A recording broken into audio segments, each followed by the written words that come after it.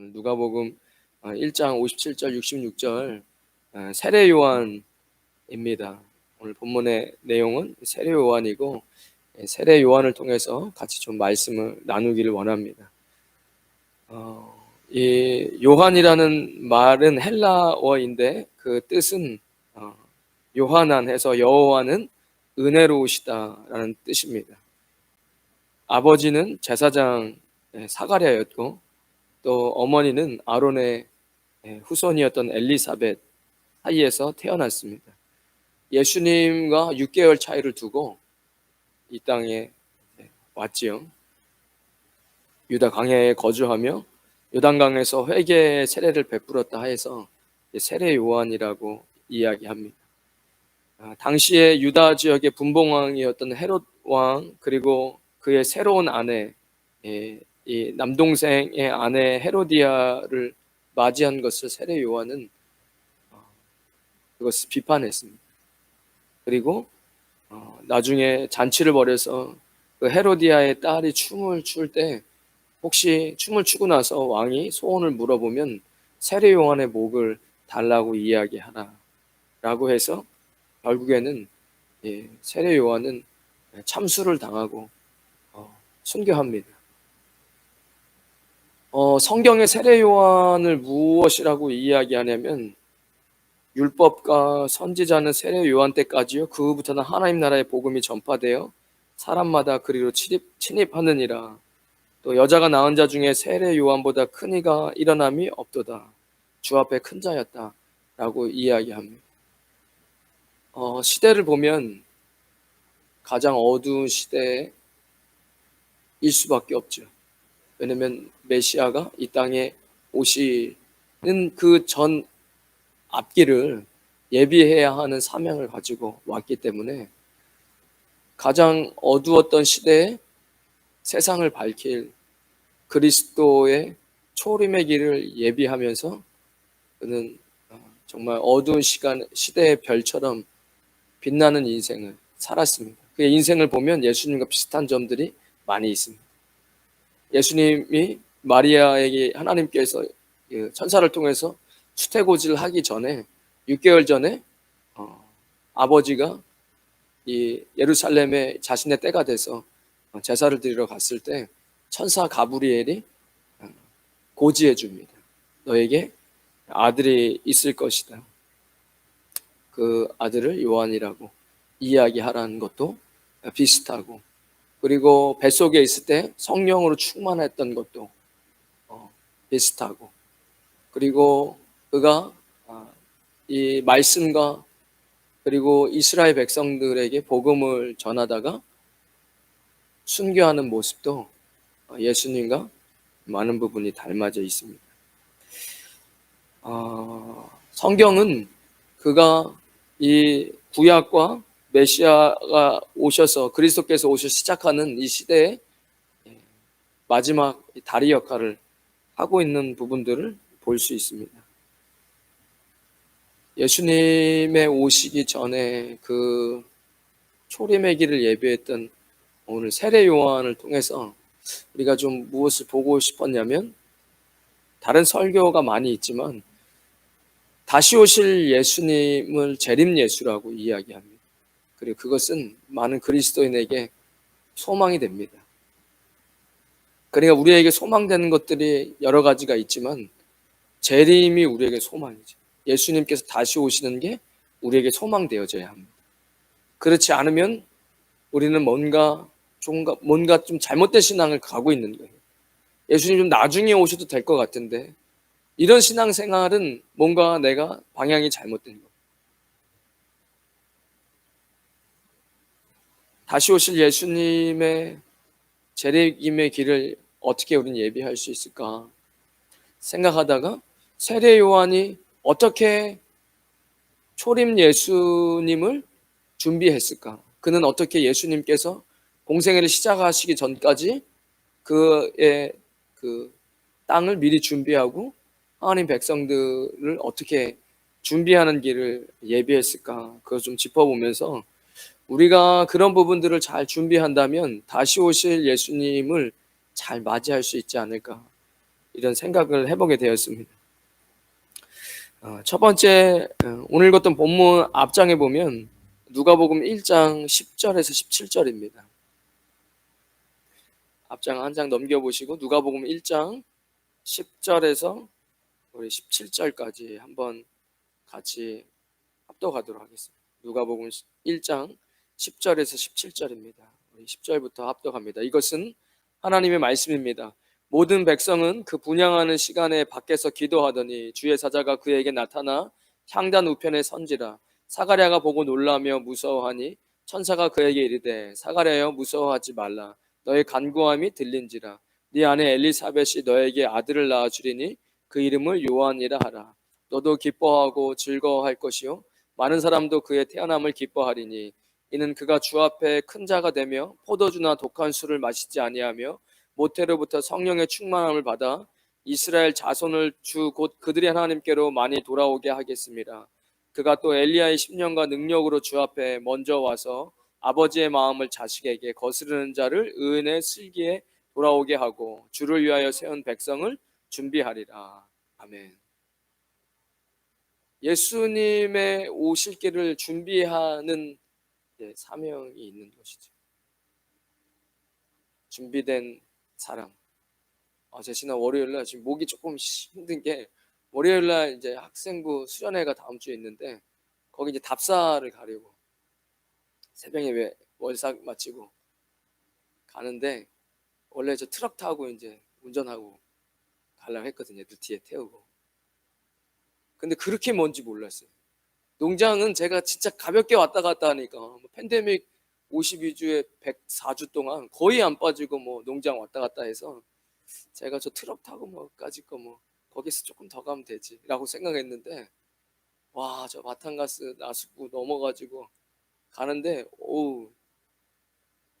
하나님께서 우리 류집사님을 예비해 주셔가지고 월차를 내시고 운전을 해주셨어요.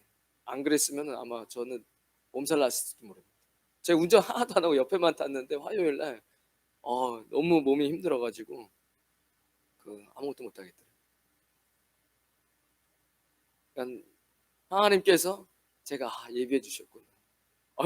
이거 기아 놓고 그 3시간 왕복 6시간 했으면 아마 저 죽었을지도 몰라요.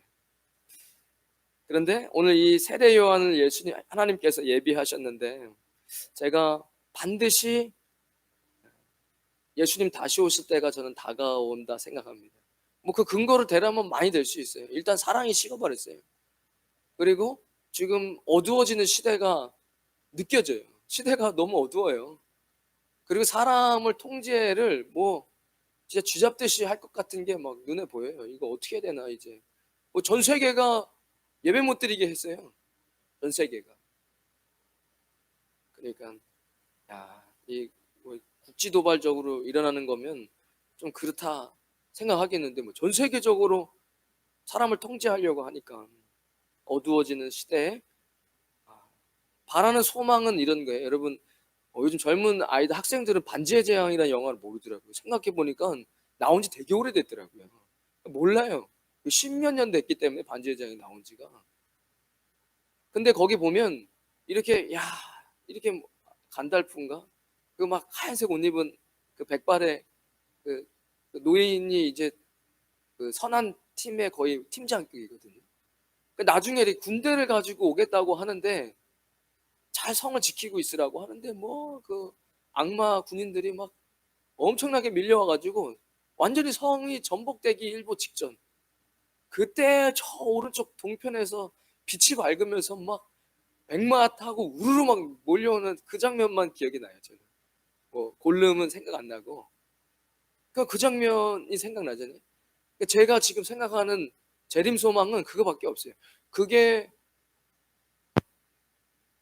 그러니까 예수님이 오시기 전에 시대는 점점 어둡고 그리고 완전히 절망이 턱 밑까지 차오르는 시대. 개인의 문제가 아니라 막 시대 전반적으로 절망이 턱 밑까지 밀려오는 신앙을 찾아볼 수 없는 막 이런 시대에 잡아야 할 한 줄기 빛은 왕께서 갑자기 대반전을 가지고 오신다. 그러니까 재림의 길을 어떻게 하든 예비해야 하는 거예요. 이 세례 요한은 진짜 마지막까지 처형당하면서까지 예수님의 초림의 길을 예비했던 것처럼, 첫 번째 방금 읽었던 누가복음 1장 10절에 17절 보면은 구별한다는 이야기가 나오죠. 이는 그가 주 앞에 큰 자가 되며 포도주나 독한 술을 마시지 아니하며 모태로부터 성령의 충만함을 받아. 나시린에 대한 이야기입니다. 구약에서 나시린에 대한 이야기를 끄집어내는 거예요. 그러니까 예수님의 초림의 길을 예비하는 했던 사람의 모습이 당연히 재림의 길도 마찬가지겠죠. 그러니까 우리는 이 시대 가운데 나시린이 되셔야 됩니다. 나시린은 구별되는 거예요. 제가 그래서 이게 자녀가 있으신 분들은 자녀를 구별해야 돼요. 어쨌든 이 시대에 내 자녀는 시대랑 흡수되지 않도록, 시대가 원하는 상을 그에게 주입하지 않도록 나를 구별하고 그리고 자녀를 구별하는, 너는 하나님께서 사용하셔야 하니 구별되어야 한다, 이렇게 이야기하는 거예요. 나 자신에게도 나는 하나님의 재림의 길을 예비해야 하는 특별한 사람이기 때문에 나는 구별되어져야 한다. 뭐라도 구별되어져야 돼. 그리고 자녀에게도 이렇게 한마디 하는 게 어려운 거 아니잖아요. 제가 거의 학생부 맞고 나서 정말 수십 번, 거의 진짜 100번 가까이 이야기한 것 같아요. 너는 하나님께서 특별하게 성별해서 구별해 놓은 스페셜 에이전시다. 주님께서 귀하게 쓸 일반적이지 않다. 세상에 동화되지 말아야 된다. 나시린이란 하나님께서 자신을 헌신하며 신성한 제사의 의무를 다하기 위해서 하나님께 바쳐진 사람을 의미한다. 성별하다라는 뜻의 히브리어 동사 나자르에서 유래한 말로 헌신자를 뜻하기도 한다. 그러니까 구별된 자예요. 하나님의 일을 위해서 구별된 자를 나시린이라고 이야기합니다.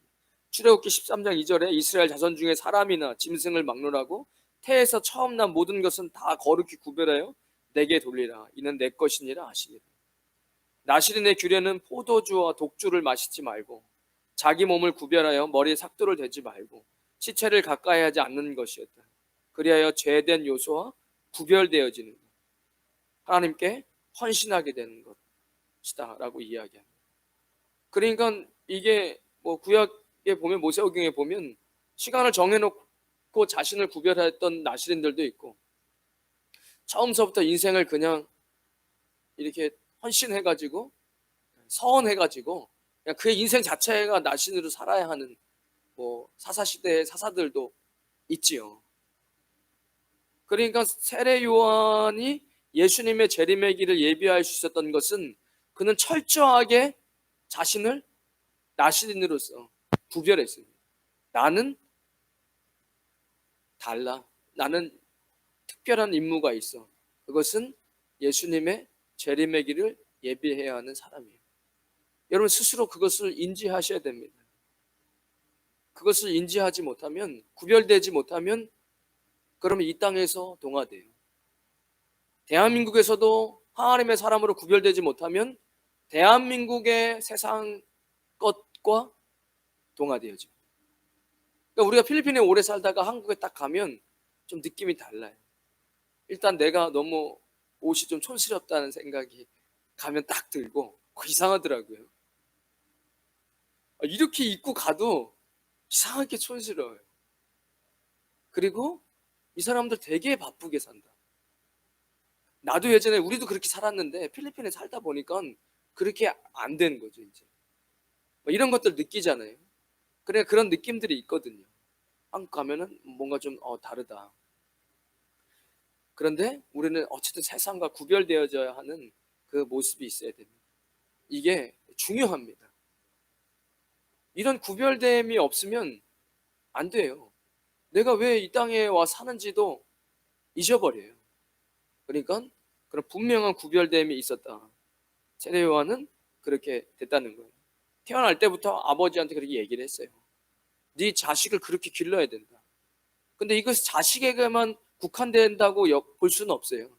왜냐면 우리가 지금 예수님의 재림의 길을 예비해야 되니까 우리가 우리 스스로에게 나는 나실인이다, 무엇을 위해서 구별되어졌냐? 그러면 예수님의 재림의 길을 위해서 구별되어졌다. 이렇게 계속해서 일깨우셔야 돼요. 두 번째는 이 아버지가 그 당시 당대에 예루살렘에 들어가서 제사를 지내는 제사장이었습니다. 그리고 어머니는 아론의 후손의 딸이었어요. 성경이 그렇게 이야기하고 있어요.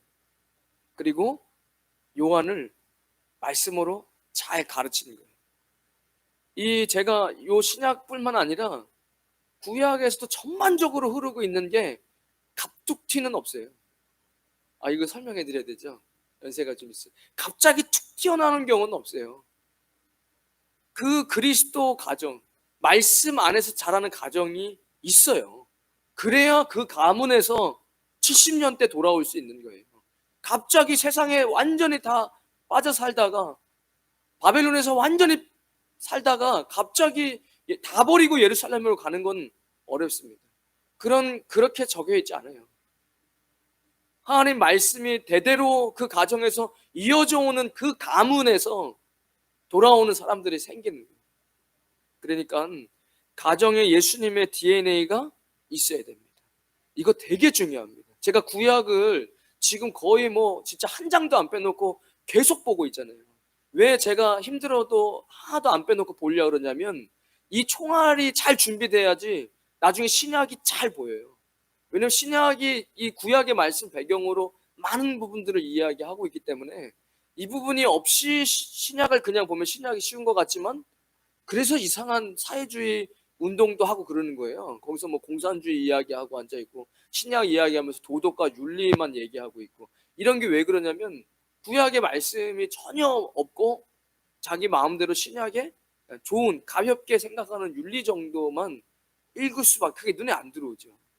그래서 제가 총알을 잘 준비해서 예수님의 더 깊은 말씀을 깨달았으면 좋겠다.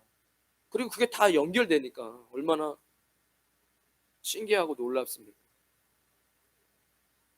그 대표적인 것으로 사무엘상 2장 22절에 엘리의 가문을 보면, 엘리가 매우 늙었더니 그의 아들들이 온 이스라엘에 행한 모든 일과 회막문에서 수종드는 여인들과 동침하였음을 듣고 그들에게 이르되 너희가 어찌하여 이런 일을 하느냐, 내가 너희의 악행을 이 모든 백성에게 듣노라.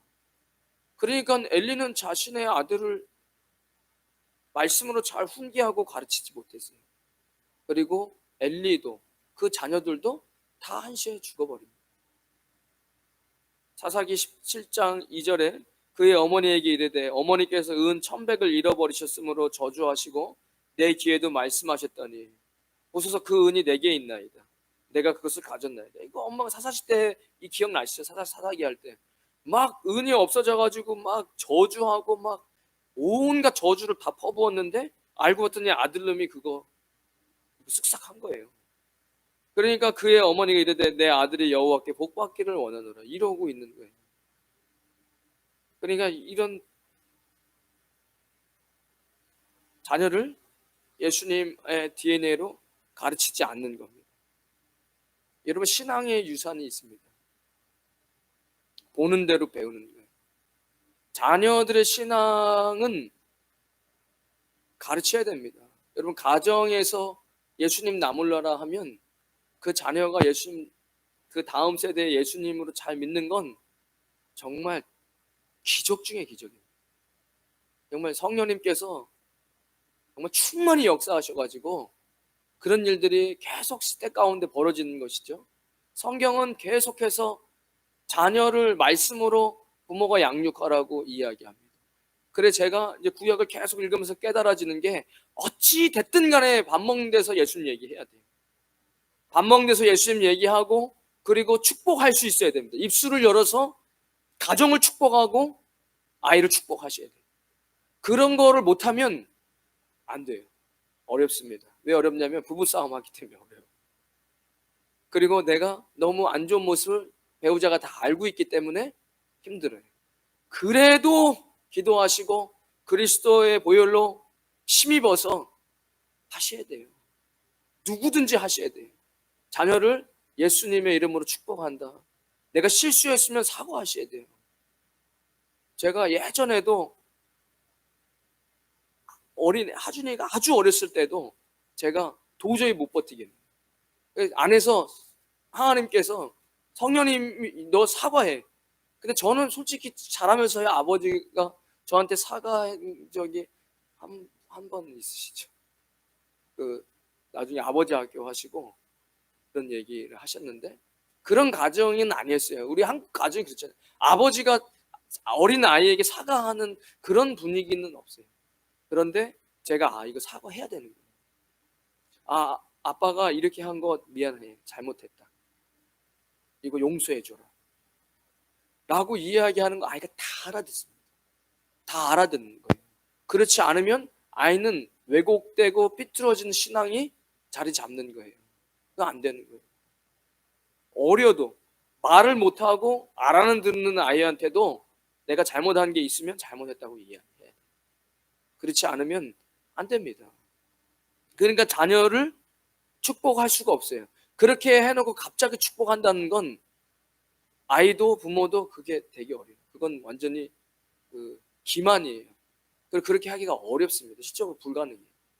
그러니까 충분히 기도하고 말씀으로 살지 못한 거에 대해서 나누고 그리스도의 보혈로 우리가 용서함 받는다는 거, 그리고 우리는 속건제의 정신을 이미 잘 알고 있기 때문에 미안하다고 이야기할 수 있죠. 아내에게 미안하다고 이야기해야죠. 남편에게도 미안하다고 이야기하는 거예요. 그리고 잘 기도하다 보면 성령님께서 이야기하세요. 그 부분 사과해라. 하나님께 회개하는 거로 그치지 못해요. 사람에게 사죄해야 됩니다. 미안하다고. 어려운 거, 쉬운 것 같지만 어렵고 어려운 것 같지만 주님 도와주세요 라고 이야기하면 제가 진짜 주님 내가 뭘 그리 잘못했습니까?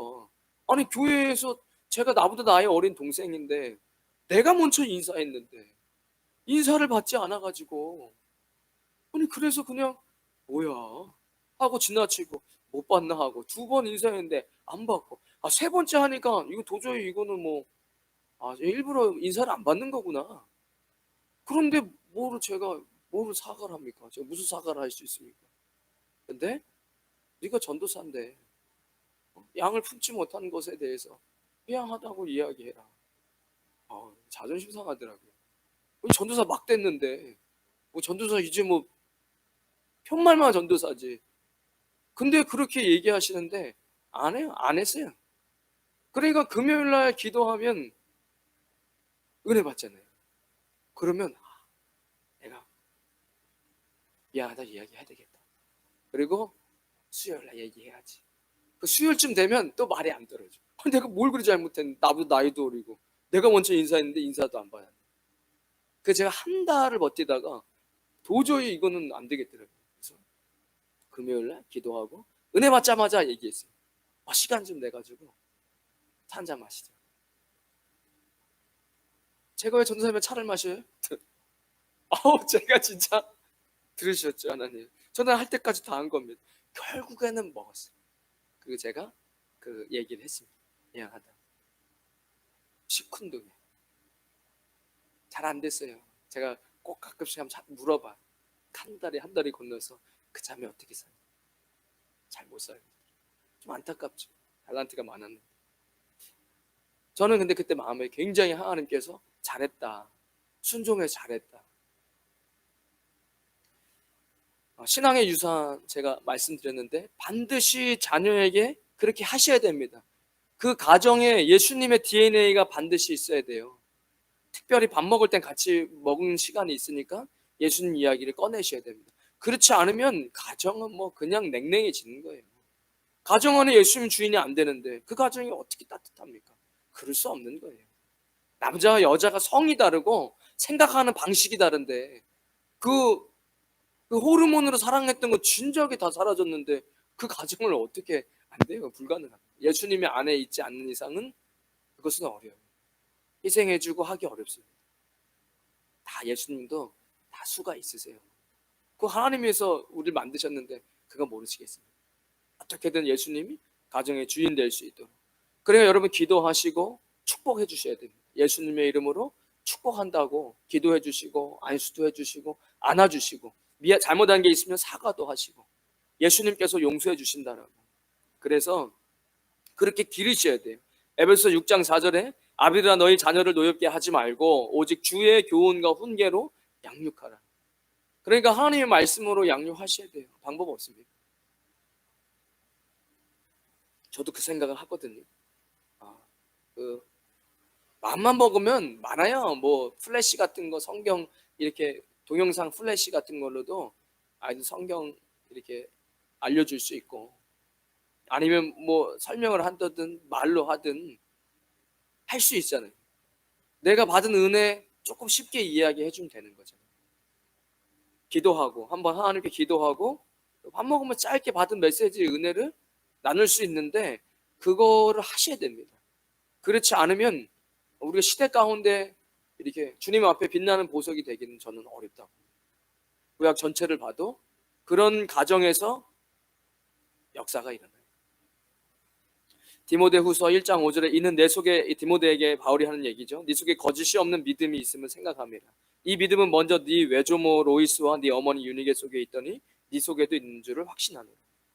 그러니까 여러분 믿음이 유산으로 이렇게 계승되는 거예요. 믿음은 그렇게 계승됩니다. 자녀들이 예수님을 안 믿으면 신앙생활 어느 부분이요 지금 잘못된 거예요. 그럴 수 없어요.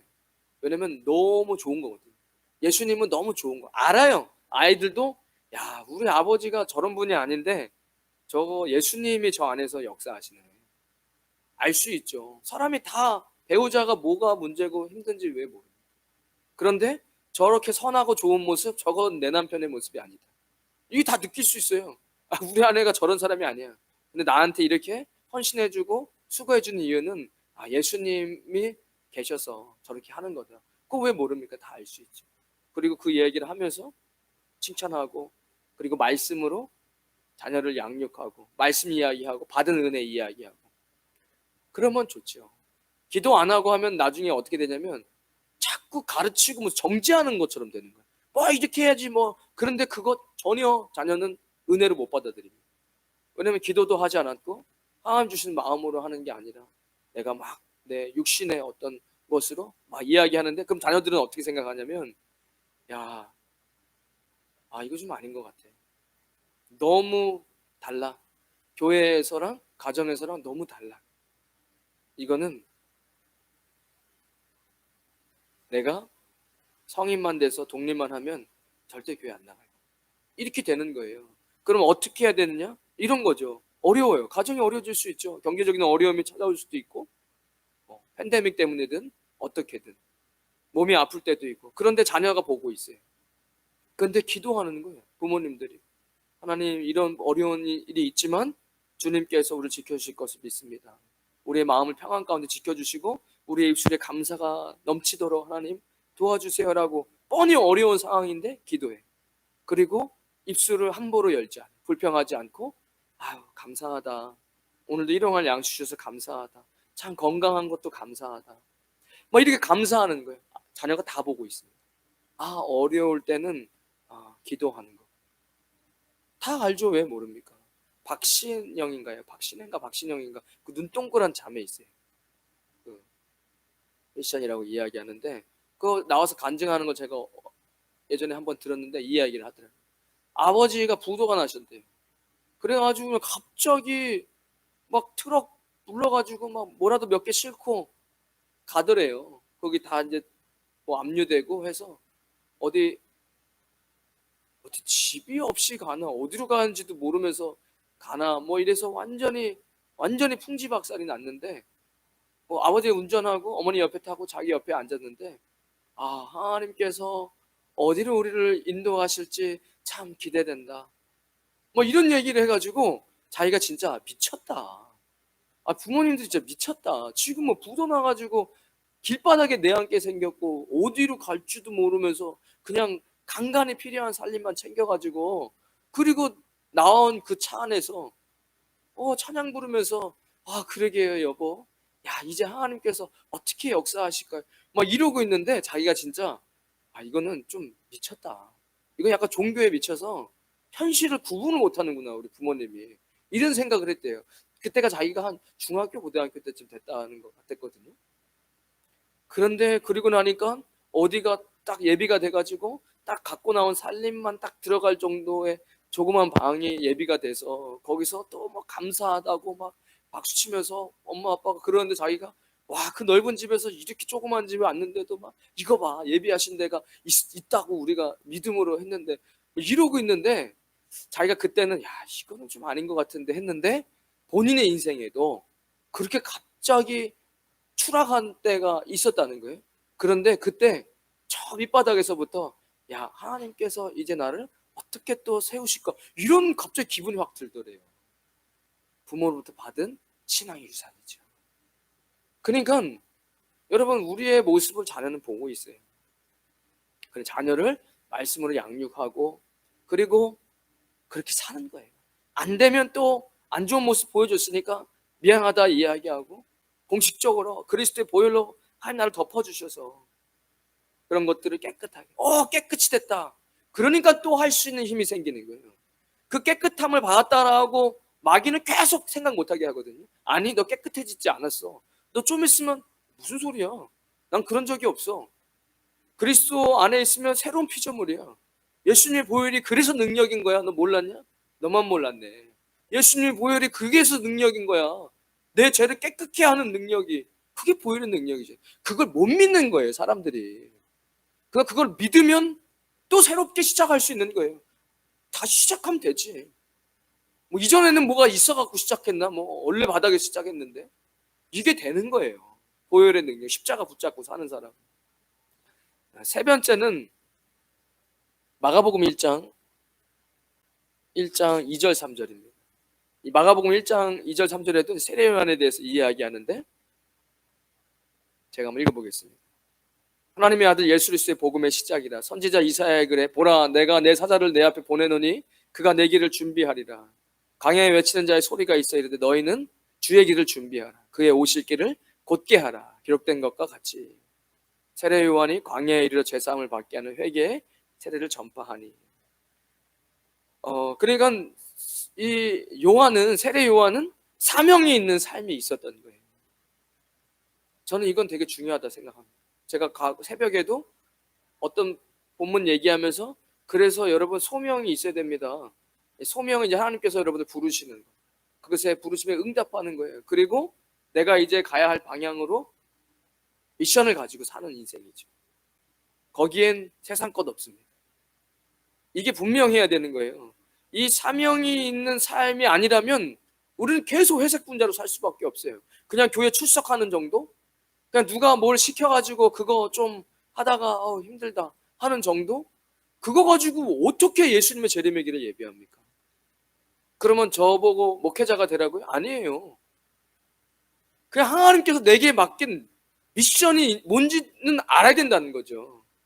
세례 요한은 이 이사야 선지자가 이야기했던 이 사명이 자신의 인생의 사명이라는 것을 알고 있었어요. 고린도전서 9장 24절에 이렇게 이야기합니다. 운동장에서 다름질하는 자들이, 달리기라는 거예요. 운동장에서 달리기 하는 선수들이 다 달릴지라도 오직 상을 받는 사람은 한 사람인 줄을 너희가 알지 못하느냐. 너희도 상을 받도록 이와 같이 다름질하라. 그러니까 방향성을 가지고 달려가는 거예요. 필리핀에 나는 왜 살지? 대부분의 사람들은 돈 벌어야지. 여기는 임금이 싸니까. 그 방향을 향해 달려가는 거예요, 대부분 사람들이.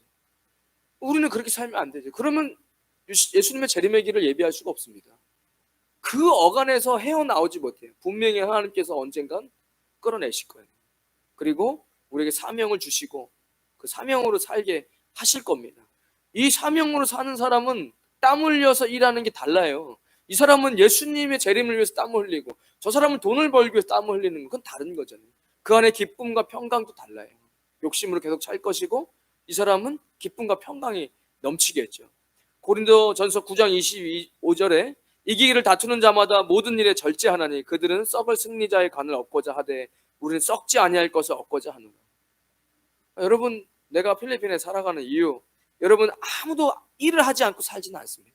어떻게 사람이 일을 안 합니까? 그건 불가능해요. 일을 안 하는 것도 곤욕이에요. 왜냐면 일을 하게 돼 있어요. 사람은 일 안 하면 힘들어요. 정말 몸이 다 너무 이제 힘이 다 빠지고 정말 노년이 돼가지고 은퇴하는 게 아닌 이상은 사람은 일을 합니다. 그러니까 그 일을 우리는 왜 해야 하는지를 분명히 모른다면 그냥 하는 거예요. 야, 뭐 여기 어디 잘 되는 거 뭐 기웃기웃 없나? 맨 그 얘기하는데 제가 물어봤어요. 대부분 여기서 남아서 술 드시는 분들 만나서 무슨 얘기 하냐고 궁금하셨죠? 제가 물어봤다니까. 무슨 얘기? 최근에 들은 얘기. 아, 요즘에 뭐가 잘 된다더라, 뭐가 잘 된다더라, 뭐가 좀 된다더라. 그리고 만대요. 그리고 그걸 하냐? 하지도 않는데. 그냥 늘 그냥 술 먹으면서 쓸데없는 얘기 그런 얘기는 하다가 또 떨어져서 자신의 일상으로 돌아와서 한숨 쉬고 지옥 같은 삶을 살다가 어떻게 이 지옥 같은 시간을 또 버텨볼까 하면 또 술 마셔. 술 먹으면서 또 이런저런 얘기하는데 그게 얘기가 무슨 얘기하는데 그러면 뭐게 이게 요즘엔 괜찮다더라. 뭐 이런 게 됐다더라. 근데 내 인생에는 전혀 상관없는 그리고 또 헤어지고 이런 얘기만 한대요. 그러니까 자신이 왜 땀 흘려 일하는지조차도 모르는 거예요. 사명에 있는 삶을 사셔야 됩니다. 그런 분명한 목적의식을 가지고 사는 거예요. 그렇지 않으면 우리의 인생은 예수님의 재림의 길을 예비할 수 있는 인생이 아니라 된다는 것이죠. 마지막으로 마가복음 1장 4절에 세례 요한이 광야에 이르러 죄사함을 받게 하는 회개 세례를 전파하였다 이야기합니다. 그러니까 요한은 물로 세례를 줬죠. 그 세례의 의미는 제가 지난번에도 말씀드렸어요. 물속에 죽고 그리고 나올 때 다시 태어나고 그리고 그 물로 씻기는 인생. 이게 가만히 보면 말씀과도 맞춰지는 것 같아요. 물속에 들어가 죽는 거. 내가 그리스도와 함께 십자가에 못 박혀 나도 죽는 거다. 그러니까 세례 요한도 그런 삶을 살았고 다른 사람에게 그 이야기를 해준 것이죠. 물로 세례를 그들의 죄에서부터 돌이키게 하는 그것들을 감당한 거잖아요. 그러니까 내가 죽고 이제는 내가 사는 거 아니요. 내 안에 오직 그리스도께서 사시는 것이다. 세례에서 다시 나올 때 다시 태어나는. 그리고 씻겨주는 삶. 이제 내가 육체 가운데 사는 것은 내가 육체 가운데 산다는 것은 죄가 있는 거잖아요. 육체 안에. 나를 사랑하사 나를 위해 자기 자신을 버리신 이 십자가에서 피 흘려주신 예수님이죠. 그 하나님의 아들을 믿는 믿음으로 사는 것이다. 씻기는 거죠. 여러분 이런 삶을 세례 요한은 살았습니다. 그것을 사람들에게 전파했어요. 그게 예수님의 초림의 길을 예비하는 거였습니다. 어쩌면 우리도 우리의 삶이 예수님의 재림의 길을 예비하려면 나도 날마다 십자가에 죽고 그리고 다른 사람에게도 복음을 전하고 그리고 그를 씻겨줄 수 있는 그런 삶을 살아야겠죠. 로마서 1장 16절에 내가 복음을 부끄러워하지 아니하노니 이 복음은 모든 믿는 자에게 구원을 주시는 하나님의 능력이 됩니다. 이런 삶을 세례 요한은 살았습니다. 이제 우리도 예수 그리스도의 재림을 예비하는 시대가 어둡습니다. 이 어두움이 글쎄요 예수님 다시 오시기 전까지 전 다시 밝아질 것 같지 않습니다. 제가 태어나서 어렸을 땐 지각이 없었지만 중학교쯤 되면 지각이 있을 거 아닙니까? 그때보다 지금 훨씬 더 어둡습니다. 교계도 어둡고 세상도 어두워요. 세상이라 함은 지금 뭐를 예를 들겠습니까? 이제 불륜을 해도 형법으로 다스릴 수 없어요. 그 죄 아니라고 이야기하는 거예요. 그게 뭐가 죄야? 성인끼리 좋아가지고 그렇게 한 건데 그게 법으로 야 동성애 하는 거 뭐라 하면 너 감방 보내버릴 거야. 그러니까 이런 시대에 우리가 살잖아요. 예전에 장국영 영화 어디 종로 극장에 걸렸을 때 빨리 필름 내리라고 했던 세상이 지금은 그런 얘기 안 해요. 어디서 동성애 얘기하면 정말 인권이 없는 사람처럼 생각하고 낙태 그거 반대 미국에서 반대하는 보수층이 얘기하니까 WHO부터 시작해서 민주당 할 것 없이 말 같지도 않은 소리라고 이야기하잖아요.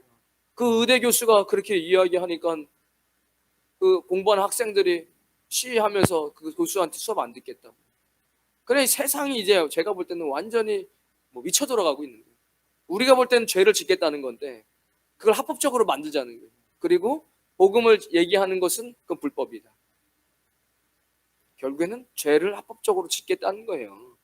계속해서 이런 시대가 점점 어둠으로 다가오는 이 시대에 우리는 어떻게 살아야 됩니까? 예수님의 재림의 길을 예비하는 그런 사람이 돼야 될 텐데, 여러분 신앙을 꼭 부여잡고 예수님 다시 오실 때 그 찬란한 빛으로 이 세상을 심판하실 텐데, 그때 그 예수님 앞에 부끄러운 자가 아니라 주님 밝게 맞이하며 착하고 충성된 종아 수고했다 라고 칭찬받는 저와 여러분 되시기를 주님의 이름으로 축원드리겠습니다. 하나님 감사합니다. 시대가 어둡고 더 어두워져 가는 것만 같습니다. 아버지, 그 어두웠던 시대에 세례 요한은 예수님의 초림의 길을 준비했습니다. 아버지, 사명을 가지고, 그리고 말씀으로 양육되어지고, 그리고 세상에서 구별되어지고, 아버지, 사람들에게 복음을 전하는 인생, 그것을 살았습니다. 아버지, 우리 인생 예수님 다시 오실 재림의 길을 예비할 수 있는 그런 거룩한 그리스도인들 되어지게 하여 주시옵소서. 예수님의 이름으로 기도드립니다. 이제는 우리 주 예수 그리스도의 크신 은혜와 하나님 아버지의 무한하신 사랑과 성령님의 감동감화 교통하심이 오늘 수요예배 주님 앞에 달려나와 예배하는 주의 백성들 머리머리 위에, 그들의 가정과 자녀들 위에, 믿음의 기업 위에, 우리 임마누엘 교회와 가나안 교회와 이 땅 필리핀과 조국 대한민국 위에 지금부터 영원까지 함께 하시길 간절히 축원하옵나이다. 아멘.